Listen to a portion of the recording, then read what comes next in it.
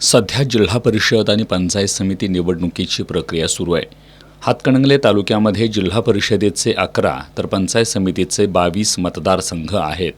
या निवडणुकीत आम्ही महाविकास आघाडीच्या माध्यमातून जनतेसमोर जाणार असून वंचित बहुजन आघाडी आणि डाव्या आघाडीलाही बरोबर घेणार असल्याची माहिती माजी खासदार राजू शेट्टी आणि माजी आमदार राजूबाबा आवळे यांनी दिली.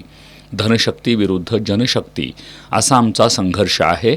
शेतकरी, सर्वसामान्यांचे प्रश्न, ग्रामीण पाणीपुरवठा योजनांचा उडालेला बोजवारा, नको असलेला शक्तीपीठ महामार्ग, आरोग्य व्यवस्थेचा उडालेला बोजवारा, बंद पडत असलेल्या जिल्हा परिषदेच्या शाळा हे सर्व प्रश्न घेऊन आम्ही जनतेसमोर जाणार असल्याचं शेट्टी यांनी सांगितलं.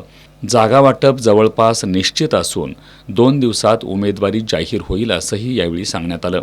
या पत्रकार परिषदेला ठाकरे सेनेचे जिल्हाप्रमुख नामदेव गिरी, बाजीराव सातपुते, भगवानराव जाधव, साताप्पा भवान, बाजीराव पाटील, उत्तम पाटील, धनाजी पाटील, संपत पवार, अप्पासो एडगे, स्वप्नील मगदूम, देवाशीष भोजे यांच्यासह महाविकास आघाडीचे पदाधिकारी उपस्थित होते.